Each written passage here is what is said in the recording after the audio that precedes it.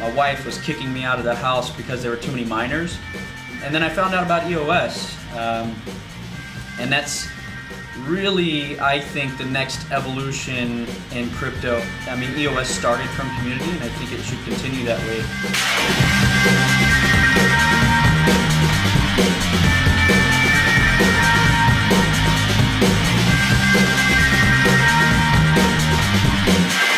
From Acapulco, Mexico, this is Anarchast. Hey everybody, welcome to another edition of Anarchast, your home for anarchy on the internet. I've got a first-time guest coming on. It's Marshall Long coming in from the Boston area. He's involved in a EOS block producer called EOS.Fish.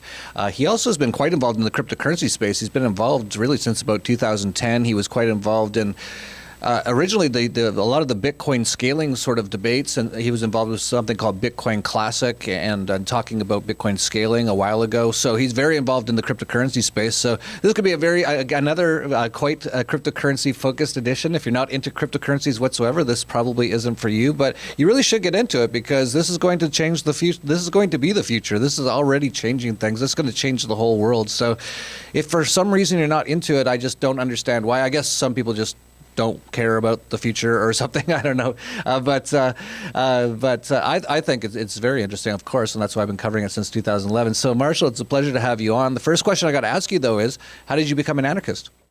Yeah, in general, it actually started right around the time, believe it or not, a project called Namecoin came out. That was after I was kind of in the crypto movement. I come from a really small town in Texas, and, you know, banks are banks, and you put your money in a bank, and when you retire, you take your money out of the bank. That's kind of how I grew up. That's what my parents did.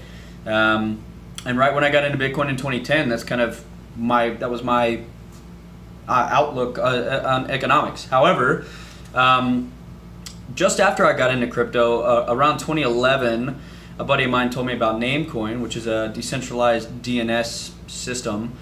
And we really got into the topic of how the current web infrastructure is, and then that led to the banking talks, and starting to see how all this kind of weird shadow stuff goes on behind the scenes, and how basically most people are super uneducated on how the world really works, and how these governments really push their citizens down so that they can remain in power. So that's when, around 2011 is when I first started to see the light of how things should be as opposed to how things seem to be. So. Yeah, that's great. So really interesting how you got into cryptos at such an early stage, and you didn't really understand fully banking or even political systems or government or any of that, or how anything really works. So what was it that first attracted you to crypto? So at the time I was a developer working on an iPhone application with a friend of mine, and we went to lunch, and he kind of told me, hey man, there's this cool nerd money out, check it out. And I was only interested as far as this is cool, I'm gonna check that out. Had no idea the implications as like financial inclusion and all the stuff that I do today. But it was really an interesting time to see. Just from I wanted to mine it at first because that was the nerdy part of my brain going off, and then I started to see all these other cool things, and first the comparison is, oh, it's like PayPal, and then you're like, it's not at all. That's just the scratching of the surface. So. Yeah, that's really interesting. It goes to show that, sometimes being a nerd is a good thing, and you got into it because of that. And then you started to realize, wait a sec, this is way bigger than just nerd money. So maybe give us a little bit before we I want to talk a lot about EOS, sure. But before we talk about that, because you have such an interesting story, give us a little bit of the step-by-step over the years from 2010, how you started to wake up to how everything was working, and sort of your view on the crypto movement so far. Yeah, so as far as from 2010 till now, a lot has happened, a ton. When I first started mining, I've always been a gamer at heart, so I always had nice computers that I had built and kind of tweaked and tuned throughout the years. And so in Houston, that's where I was living at the time, I set up I basically maxed all the power I could in my house, and my initial inclination was, again, being super nerdy and gamer focused, I was thinking of just paying off graphics cards for free and then being able to resell graphics cards. I was like, oh, this is awesome. And then the kind of light went off around the time Namecoin. I got into Namecoin as far as other uses of what I seemed to think was a worthless token. And then right when it hit Mt. Gox and Trade Hill and all these really early exchanges was when I really started to get interested into it. And the day it hit $5, I was like, oh, this is not something that's just super, it's not just nerd money. And I started to link up with people around 2013 or 2014, I think is the first time I ran into Eric Voorhees, good friend of mine. And he's super into the whole kind of, the inclusionary standpoint. And he's a big anarchist himself. Yeah, he's a past Anarchast guest, I should point out. Oh, really? Great. Yeah. Yeah. And, him, Bruce Fenton, Charlie Shrem, all good friends of mine. Now I started to see a lot of what they were doing. And then when I learned more about that, that's when I got concerned. 2012 is when I first remember thinking mining crypto could be illegal because in the Constitution it says you can't make your own money, right? And so as the price started climbing, $20, $30, $40, I kind of really started hiding out in Houston. I didn't tell anybody what I did. And then there was that hearing, that first, I think it was the first congressional hearing was around the end of 2012. And I sat, and that's the only time I've ever watched C-SPAN. I watched the entire thing, and the overall consensus was Bitcoin is good, don't kill it. So I thought, okay, great. And then from there, I just got more involved in the community, started speaking at conferences, linking up with other people. At the same time, my wife was kicking me out of the house because there were too many miners. And she said, all right, if you want to continue doing this, I need power to do shit like iron my hair, right? Something like that, because I had tapped it all. So basically my wife was the catalyst. You're living like Mennonites because all the power is going to the Bitcoin mine. Exactly. That's funny. So she was the catalyst to help me make it more professional. And then we got mines in China and Houston and Canada and a bunch of other places. So that's, I guess, how the origination of the Bitcoin story happened. That's great. And so now you've actually started to work with Max Kaiser and Stacy with EOS.Fish, which is a block producer. I haven't checked to see what number you are. I know that we have one called Liberty Block. We're currently number 22 or something like that. With Timothy and those guys, that's right. Yeah, with Everpedia and all that. So we've got our own, but I'm friends with Max, and so when I heard about you guys and what you were doing, I wanted to have you on. So I definitely want to talk about what you're doing with Fish, but before we get into that, let's talk about EOS, especially coming from your interesting perspective of having gotten into this just sort of by almost chance, by being a computer nerd, you got into it, and then you realize, wait, this stuff can really change the world in so many ways. Maybe you can give what your ideas of EOS and how important that is and how that could really change things. Sure. So the first time I had an inkling of an issue as far as Bitcoin and what I'll now call sparingly legacy crypto was right around the time the scaling debate happened. This is, I guess, 2014 was when it was real hot and heavy.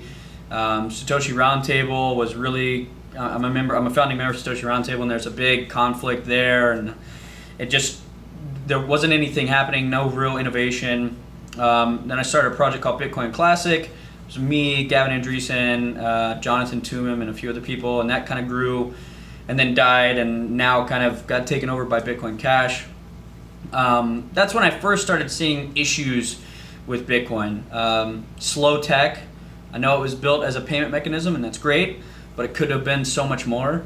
Things like a 10-minute block time aren't really conducive to a really high-tech blockchain, basically. Things like getting in touch with people and working with people on a non-conflicting basis. I mean, just simple stuff like that was really kind of like walking through molasses. And I always liked Ethereum, but I felt like that's just not enough of a next step.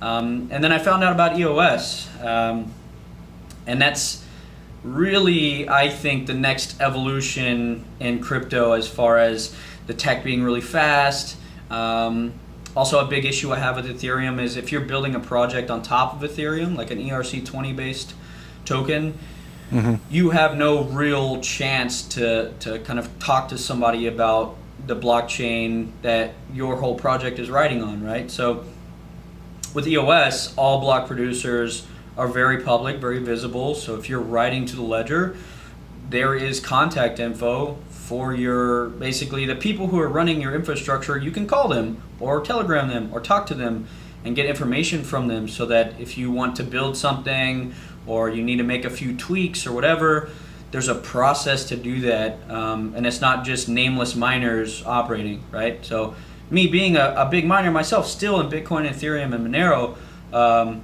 I mean, as far as building an infrastructure layer, I think EOS did it right, and it's very community focused at this point too. Yeah, it's so interesting to me to see how EOS is going to progress. We just launched in the last few weeks. What's your take on the launch process? There's been a lot of FUD out there in the media. A lot of people saying, "Oh, this is a failure. Look, it was a couple of weeks late," and all this. Right. What's your take on what's been going on? So I'll talk from a developer standpoint, I guess. From a business standpoint, I would say yes, I agree with it being late, and it kind of I wouldn't say tarnishing the rep, but more of it may change how outsiders look at it. But from a purely development standpoint, what EOS did was something that's, in my opinion and a lot of my peers' opinion, precedent setting in the open source development community. I talked a lot about this with Max and Stacy too, when they were first asking me questions about how to get involved with EOS and what the differences are. And what EOS actually, the big difference here is most blockchain projects that have, let's just say, a token attached to it, the company who makes the token is also the company who launches the chain, right? So, for instance, Ethereum, Vitalik and his guys, they made the token and they made all the tech behind it and they launched the network themselves. That's not what happened with EOS. What happened with EOS is Dan Larimer and Block One guys, they developed the shell. They developed a token, they developed a good outline, and then they just kind of threw it to the wild. And there was a group of about 350 people or so working for a few months to get the network up. None of those people were the people who were involved in the instantiation of the EOS project, which means that there was one company that had an idea and a whole nother community that bootstrapped the idea into existence. And from an open source development standpoint, that's huge. That has never been done before. And it happened, in all honesty, quite quickly. I know it seems like it was late, but that big of a paradigm shift for open source development, it's a big deal. Yeah, I was in on the Telegram chats. There was about 6 or 7 that I was in on: EOS Gov, EOS Boot, EOS Governance, all kinds of ones. And I was blown away. I had never seen anything like that. I'm sure you were in there regularly. I didn't post it all because I don't even know what half the stuff they're even talking about was. I'm not a techie guy at that level at all. But seeing, you're talking about hundreds of random people from across the world who have no specific interest necessarily in EOS except for to see that it gets launched and it does well. There's no reason for them to work together. All working together. It was just message after message. It was almost like every couple seconds a new really smart message, and they're like, okay, good, and I'll do this and I'll do this, and it's like, holy cow. Like, I was trying to imagine if it was some sort of centralized company like IBM or Apple and they wanted to push out some new product, how long that would have taken them to do what EOS did in a couple days. I was guessing years easily. Yeah, it works really. The way it came together was kind of like a centralized company that's highly efficient. That's not Apple. And highly efficient. But it was happened with a group of people that don't know each other, have never met each other, don't care about each other, but the commonality of wanting to get the project started is what brought it together. And that's another thing why I really like EOS. It was born from the community exclusively. It's a big deal. Yeah, absolutely. That's what really got me more bullish on EOS, was seeing how this community has formed and how many people were involved and how many smart people. I was just blown away at the level of intelligence of everyone is real kudos to everyone involved. And I don't even know how many people were involved. It was so many people, and it was amazing to watch. So now that it's launched, let's talk a little bit more about the differences of EOS. Some of the things that sort of strike me about it is it's a lot more sort of free market than Ethereum. Ethereum's a lot, I like to say Ethereum's a little bit like Apple in that you can only buy things from the Apple store, whereas EOS is a bit more like Android. You can still run your own software on it if you want. It's kind of, that's how I try to explain the difference. That's a good comparison. I've never heard that, but it's right on par. That's good. Yeah. I'm not that techie, but I'm pretty good at like fusing it down to something that people can easily understand. I think that's the best way I can kind of describe it. Yeah, that's good. I think they're both good, right? Like Apple's still good and Android's good. They both are excellent, but we'll see which one kind of like turns out to be the winner after a number of years, and we'll see. And there doesn't even necessarily have to be a real winner. It's not like it's all that competitive. It's like there's room in the space for everything.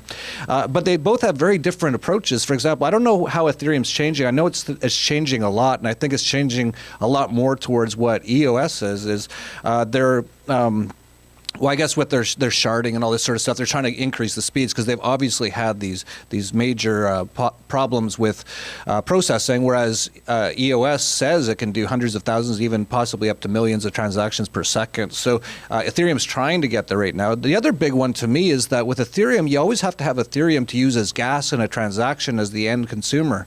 With EOS, I think this is a huge game changer that the end user, the person who's using whatever's on EOS, doesn't have to actually pay to use the product. I think that's absolutely massive when it comes to the consumer level. What's your thoughts on that?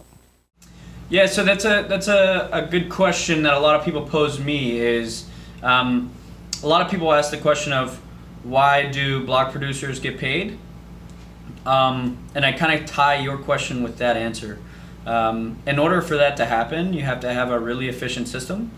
And in order to have an efficient system, you have to have a nice decentralized network of hardware, right? So in order for I can tell you right now, my node is connected to the Liberty Block node for sure. And the way that was set up was through basically a gossip network whisper. And my server and your servers, the monthly cost for those is huge. They're very expensive to run. The tech teams behind them are very expensive to employ. But because of that, we have an incredibly efficient network. It's super fast, and we can offer things like you don't have to pay to play. All of those things kind of come together to form that answer, in my opinion.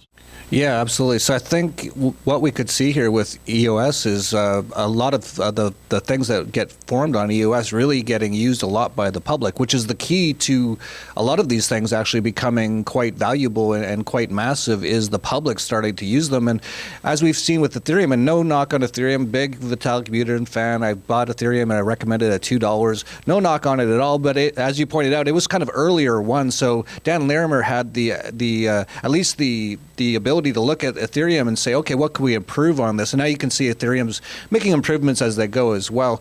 But just the fact that people can just start using these products without having to have any sort of skin in the game or actually own any EOS is absolutely massive, because even crypto kitties, right? Let's just use that as an example. Yes, let's use it. Yeah, it's a great example, right? You never know it's going to catch on. It was amazing that caught on. But the fact that it caught on, so for people out there, it's like you collect crypto kitties. It's just someone created this. I don't know all the details, but it's like a crypto kitty. It's a digital kitty, and you only have it, right? That's the great thing about the blockchain is if you own it, then no one else can. With digital stuff, you can just copy everything, but if it's on a blockchain, you can't. So you can actually have the scarcity of these kitties, and they became very popular, and it became quite popular to the point where it actually pretty much crashed the Ethereum system. But the big problem with that is if you go to your grandma, for example, or let's say you're just a friend who's not that into computers, and you say, have you heard about CryptoKitties? And they go, no. And you tell them what it is. They're like, hey, I like kitties. I wouldn't mind getting one. And it's like, well, first you got to go and get some Ethereum. Oh, where do I go do that? Oh, I don't know. You have to sign up at Coinbase, and it's going to take a week of documentation. and then you got to buy some Bitcoin. Then you got to. There is really tough. Yeah, exactly. So the fact that you don't have to go through that with EOS, I think, is a total game changer. For sure. And that's kind of always been like the issue with crypto in general, right? Right. Anytime somebody says, hey man, I heard about Bitcoin or whatever, first question always is, how do I get some? Or how do I use it? Or how can I get started? That going from 0 to 1 in most cryptos is agonizing, and it's so terrible. Once you're in, and you got it, and it's cool. But to get to that point, the adoption ramp is so steep that it turns a lot of people away. Yeah, and I think that was a big thing behind why Dan Larimer did it that way, because that's why he did Steem. He said, when I talked to him about Steem, he said he wanted to get, because everyone loves social media, so he wanted to get a social media site they didn't have to own any crypto to be on, and you could actually earn crypto. So in his mind, this was a good way to get crypto into the hands of the public, and that's actually been going on with Steem. So I can see that happening as well with EOS. So now that we're a couple weeks into it, do you have any thoughts on the current state of affairs in EOS? Are you happy with where it's at? What's the next sort of stages for EOS? What do you expect to happen next? So the current big, I guess, I wouldn't call it an issue, but where I think we'll see the most growing pains is on the governance side. That's always the case in most of these big crypto projects. However, distributed proof of stakes systems like EOS and Steem, BitShares, these kind of things, they have a great mechanism. And in EOS particular, if you don't like how certain rules are being shaped, you just put your money where your mouth is. That's it. And right now we're seeing a big exercise in that. There's a lot of people, for people who don't know, a few accounts have been frozen. I think 25, 26, something like that, have been frozen as far as people who have been identified as scammers or whatever. Their funds aren't allowed to move, basically. And the inside of me is screaming, that's terrible, because that harms fungibility and a few other things like that. But I get it and why it makes sense to do that. So whether or not I agree with that's not the issue, but that's the current ongoing, I would guess, battle, you could call it. But it's really flexing the governance side of this model here. I mean, we've had huge issues with Bitcoin governance. That's why Bitcoin Cash was made, and Bitcoin Classic tried to do it an effective way, it turns out. Ethereum Classic, Monero, and all their other alts now. So I think what's interesting now is that's happening really early on in EOS's life cycle, whereas on these other projects it's happened much further down the road. So we're getting all the kind of what's the best way to address what people like out of the way now, and that should lead to a much smoother life cycle as it grows, because now it's not, if you don't like it, sitting on the sidelines screaming at each other. It's, if you don't like it, put your money where your mouth is, and let's say Liberty Block, EOS.Fish, and a few other of our friends don't like that model. You can then stake your votes with us, and then we will be the people in power, and we can change it. This is kind of the point of DPoS, and I think that it's being flexed and stressed now is great, so that the kind of infighting and the bickering is in the beginning and not at the end, which is great. Yeah, it's really interesting to me to see. This is, Dan Larimer is a narco-capitalist. I'm a narco-capitalist. You're an anarchist. There's, so many of the people involved are anarchists. But the EOS actually launched with the Constitution of all things. It's just like, it seems so like not right. Yeah. But it does. The thing needs some sort of general guidelines or something along those lines. But the funny part is, within about a week or so, Dan Larimer is like, maybe we should just scrap the Constitution. Let's just change it. Let's just take it out. But yeah, it's really coming down to basically people deciding what they want the system to be. And I love the fact that it's a free market sort of solution that, yeah, if you want it so that things can be frozen, and if there has been some allegations of fraud, and then you want to see some arbiters or even the block producers come in and make a decision on if that was fraud or not, then you vote for that. You say, okay, who are the block producers who support that and who don't? Who are the block producers who say, no, we don't care about anything you have to say. We're never going to ever freeze one token because that hurts the, we think this thing should just be just like cash, and that if you lose it, it's gone. And if you support that, then vote for that. That's great. So it's really interesting. It's going to be absolutely fascinating to see how this develops. So let's get into what you're doing with EOS.Fish. What are some of the projects that you're working on, or give us some of the things that Fish is all about. Sure. So my partners are Wen Chun. He's the CTO of F2 Pool. It's the biggest mining, I think maybe the third biggest mining Bitcoin pool. I think the biggest mining for Ethereum. They've almost mined 1 million Bitcoin actually, which is impressive over the years. And then another partner, his name's Zhao. He's from Hwobi, Korea. Our offices are in Bangkok. And what we're really focused on is growing the community side of things. That's how I got into it. That's how Wen Chun got into it, and that's how Zhao got into it. Was all because of a group of our friends kind of pushed us into it. And that's where I think that, EOS started from community, and I think it should continue that way. So we're really focused on community-based projects.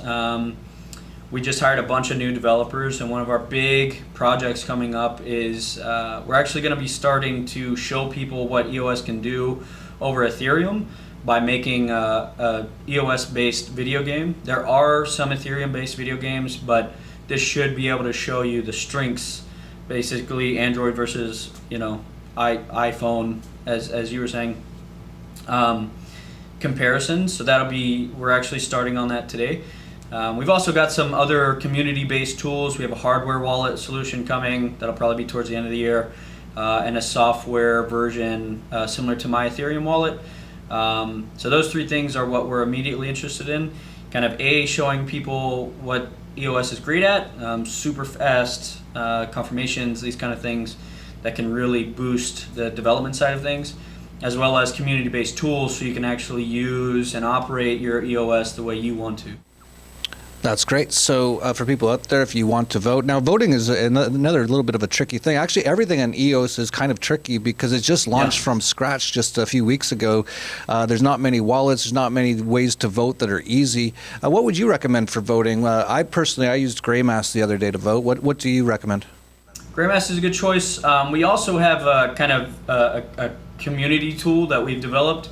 The URL for that is vote.eosleaderboard.com. So EOSleaderboard.com is just a site that shows you the kind of block producer rankings and how many votes they have.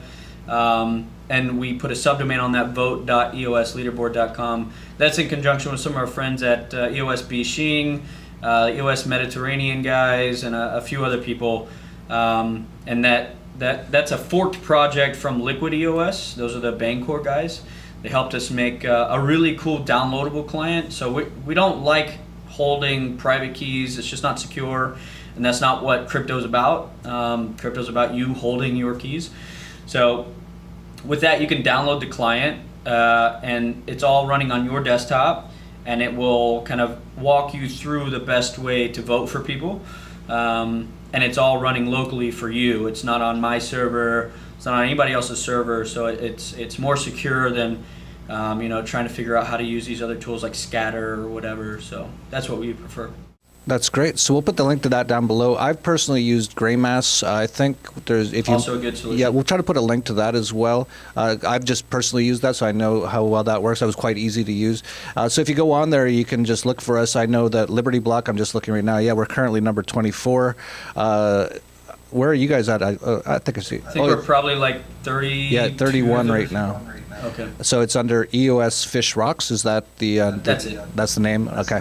So yeah, those are two for people out there, and really, this is going to be for anarchists out there. This is such an interesting thing, because this is a real anarchist-based venture, but it still needs a little bit of governance. But that's what the free market does. As long as it's all voluntary, we have no problem with that. We have no problem with rules as long as everyone agrees to the rules, and that's really what it is.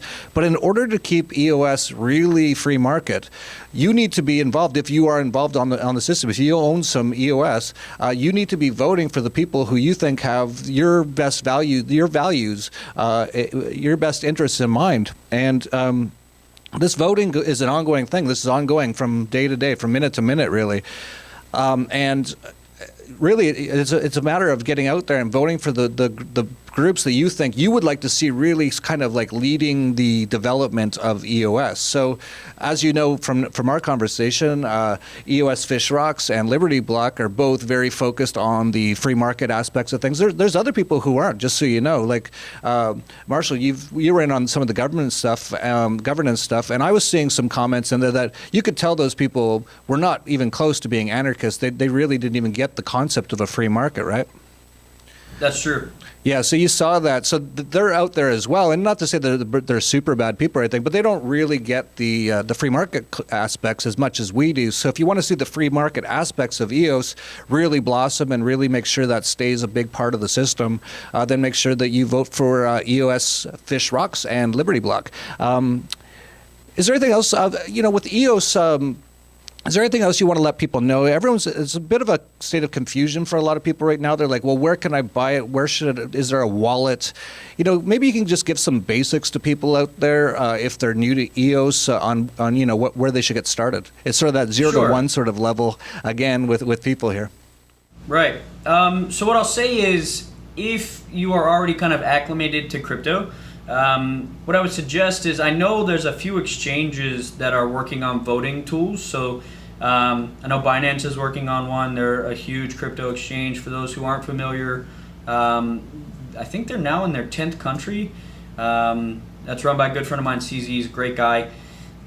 They're working on a tool. So what that would entail is you logging onto your Binance account, buying some EOS, and then going to their own voting portal. And as far as functionality goes, their voting portal is the same as vote.eosleaderboard.com. It all works the same on the back end. So if you're really not into the kind of moving coins around, or you're scared or whatever, it's probably best to wait until a place that you feel comfortable with. Now, there are more technical solutions. You can proxy your votes. So there are people who will vote for you. There's a simple way to do that. You can assign that to them. I know a bunch of people at Bitfinex are doing that. I think they've got 10 of the top 50 holders that have proxied their votes to them. So you can do that. But in general, I would say that the first step of doing anything is getting your hands on some. So if you're fluent with crypto exchanges, and there are a lot of them and ton of them that don't even need you to KYC or whatever if you're not comfortable with that. So I would say look into those. I know Binance has no KYC for tier 1, which is, I think, a maximum of $5,000 a day. So if you're really just trying to dip your toes in, I would say Binance is probably a good choice. That's great. Good information to know. And for people out there, if you're interested in EOS, we really cover it a lot at the Dollar Vigilante in our newsletter. If you're interested, it's just about $15 or $20 a month. It's dollarvigilante.com/subscribe. And Rafael Laverde really writes up. He's our senior crypto analyst. And we've really been covering EOS a lot. And a lot of people kind of, just like with anything, there's a lot of FUD out there and a lot of propaganda. And it's funny, I just did a thing that just mentioned EOS on YouTube the other day, and I got a couple people, it's like, that's a pedophile coin, Soros coin. And I'm like, what? Like, this is so crazy. Like, where in the code does it say anything about pedophilia? But I guess, because Brock Pierce was involved in Block 1, and he maybe had some friends in Hollywood who were arrested for pedophilia 10 or 20 years ago or something, that therefore EOS is a pedophile coin. 2 plus 2 equals 1,000. Makes sense, guys. Yeah, it's just amazing. For people out there, if you truly believe that, then Bitcoin is also a pedophile coin, because Brock Pierce was also on the Bitcoin Foundation. So you should sell all your cryptos. I actually will accept them at a major discount. I'll buy all your cryptos at 50% off. Just down below. Well, you shouldn't actually make a profit on them, because then you're profiting from pedophilia, right? So why don't you sell them to me? So they probably should be free at that point. Yeah, good point. Send them all to me free, and I will take them off your hands, so you don't have the guilt of owning all those pedo coins. So if you truly believe that out there, give me all your cryptos. If not, maybe shut up in the comments, because you sound like an idiot. So, Marshall, we'll leave it at that. Unless you got something else to say. Is there anything else you want to let people know? Maybe stuff you're doing, website, blogs, sure. Anything you want to let people know? Yeah, if you guys are interested in that stuff, my Twitter handle is OGBTC. Our EOS.Fish site is EOS.fish. It's not .com, it's .fish. And of course we have Telegram groups. You can find all on there. Overall, really appreciate it. Big fan of the Anarchast. Keep doing what you're doing, man. You're helping a lot of people. Thank you. I appreciate that. And we're trying to get Max and Stacy out to Anarchapulco next year for Anarchapulco. On the final day, February 14th to 17th is Anarchapulco. On the 17th, it's called Cryptopulco. Hopefully they'll come out. Hopefully you'll come out as well, Marshall. Sure. We'd love to see you down here. It's a great party. If you haven't been, or you haven't heard about it, you will soon. And yeah, so for people out there, if you like this video, please like, subscribe, share it down below. And that's it for Anarchast, your home for anarchy on the internet. Peace, love, and anarchy.